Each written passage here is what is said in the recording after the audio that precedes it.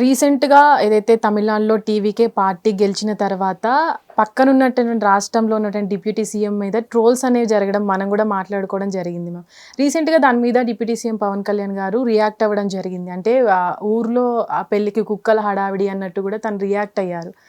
అంటే పక్క రాష్ట్రంలో కంపేర్ చేయడం చాలా తప్పని కూడా తను మాట్లాడడం జరిగింది. దీనిపైన మీ అభిప్రాయం?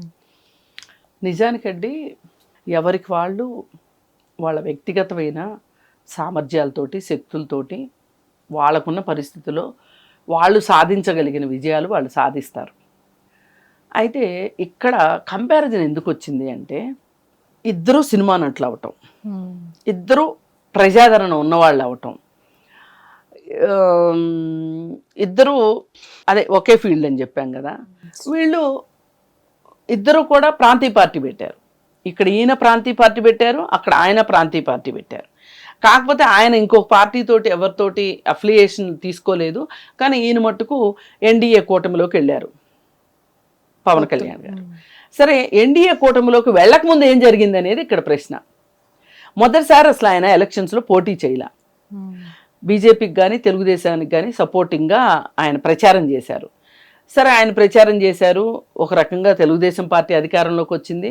ఇంకో రకంగా చూసుకుంటే బీజేపీ పార్టీ కూడా అధికారంలోకి వచ్చింది.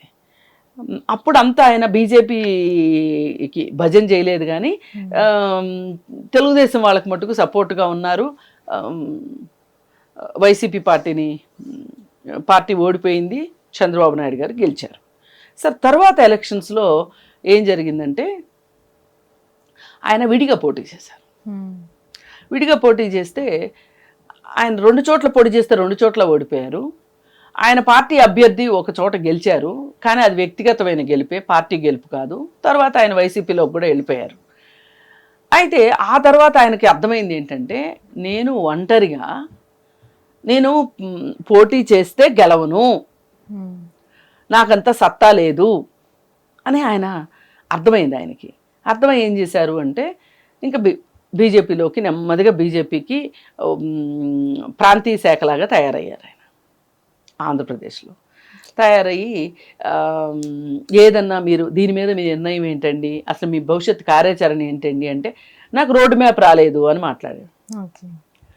అది ఒక రకంగా చాలా నెగటివ్ డైలాగ్, రోడ్ మ్యాప్ రాలేదు అని మాట్లాడటం. అంటే అప్పుడు అలా ఎందుకన్నాడంటే ఆయన ఆవేశంలో మనసులో ఉన్నది బయటకు అనేస్తాడు.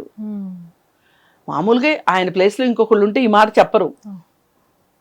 నేను అధ్యయనం చేస్తున్నాను రోడ్ మ్యాప్ కోసం అని చెప్పుండేవాళ్ళు. నాకు రోడ్ మ్యాప్ రాలేదు అని చెప్పారు. సరే, ఏది ఏమైనా ఆయన పూర్తిగా బీజేపీ పార్టీ దగ్గర సాగిలి పడ్డాడు అని ఆ రోజే అర్థమైపోయింది. ఇక తర్వాత తెలుగుదేశం పార్టీతో ఆయన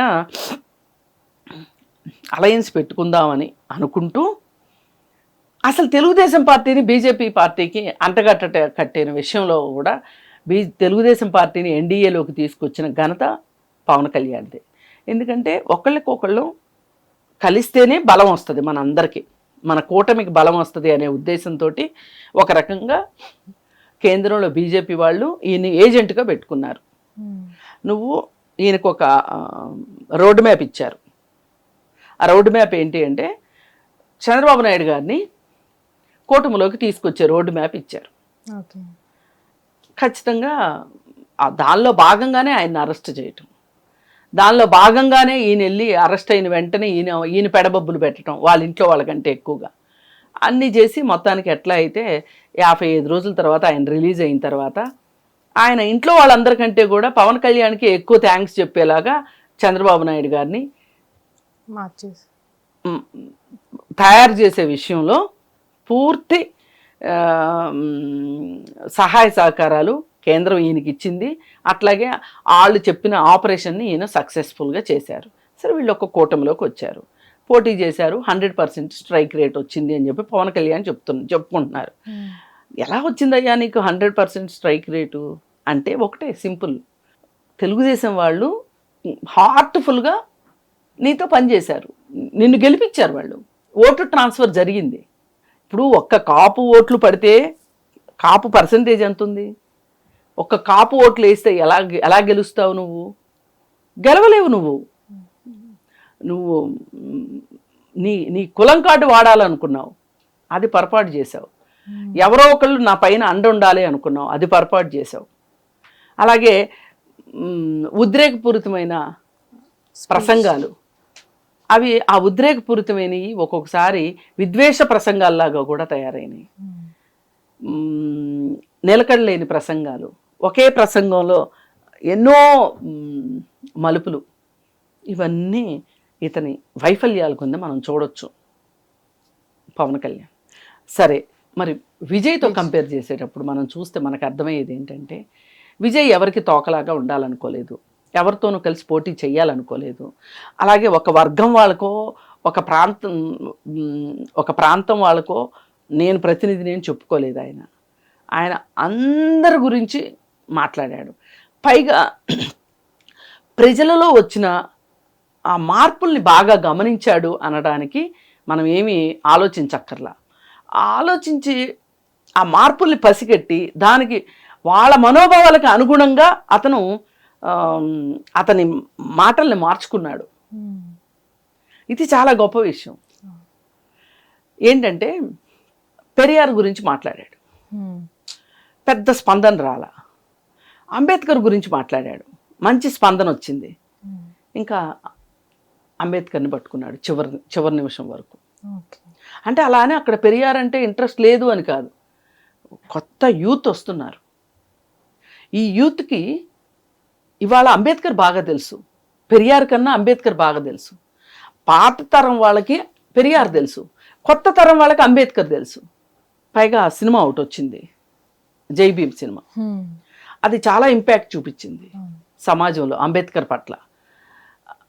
అయితే అతను అలా ఉన్నాడు, అందువల్ల అతను గెలిచాడు.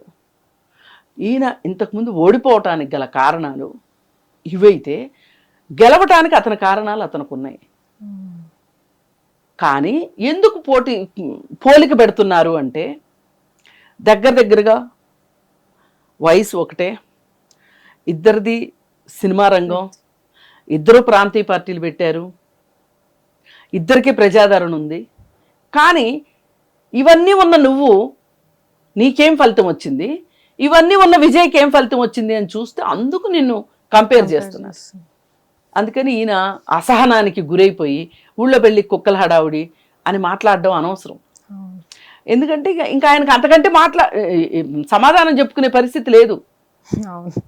ప్రశ్నిస్తున్నారు అందరూ ప్రశ్నిస్తున్నారు, దానికి సమాధానం చెప్పలేకపోతున్నాడు. అందుకని చెప్పి ఈ మాట అంటే ఇంకెవరు అడగరు కదా, అందుకని అలా అన్నారు. కానీ ఏది ఏమైనా ఈ ఇద్దరిని కనుక కంపేర్ చేస్తే అన్ని రకాలుగాను ఇద్దరు సమవయస్కులు, పక్క ప్రాంతాల వాళ్ళు, చాలా పోలికలు ఉన్నాయి. కాబట్టి ఈ రకంగా చూస్తే ఇవాళ విజయ్ ముందు పవన్ కళ్యాణ్ ఓడిపోయినట్లే అయింది. ప్రజలు కూడా అదే అనుకుంటున్నారు. హిట్ టీవీ యాప్, ఇందులో short news, live news, entertainment shows, movies, digital magazines తో పాటు మీ జిల్లా వార్తలను కూడా ఫ్రీగా చూడొచ్చు. ఇంకెందుకు ఆలస్యం, వెంటనే హిట్ టీవీ యాప్ ని డౌన్లోడ్ చేసుకుని ఫ్రీగా ఎంటర్టైన్మెంట్ పొందండి. Hit TV app, hit TV app, please download hit TV app. Hit TV app ని ఫ్రీగా డౌన్లోడ్ చేసుకొని ఎంజాయ్ చేయండి. మీకు నచ్చిన ఎంటర్టైన్మెంట్ కోసం హిట్ టీవీ యాప్ ని ఫ్రీగా డౌన్లోడ్ చేసుకొని ఎంజాయ్ చేయండి. హిట్ టీవీ యాప్ ని డౌన్లోడ్ చేసుకుని ఆస్వాదించండి, ఆశీర్వదించండి. ఇంతమంది సెలబ్రిటీలు హిట్ టీవీ యాప్ ని డౌన్లోడ్ చేసుకోండి అని చెప్తున్నారంటే ఎంత మంచి యాప్ ఆలోచించండి. అమెరికాలో చదవాలనుకునే వాళ్ళకి విశ్వసనీయమైన పేరు మన శౌర్య కన్సల్టెన్సీ. UK లో 1 year masters, UK లో 1 year masters, 2 years work permit up to 5 years visa. Contact Saurya Consultancy. Contact 89851 89851.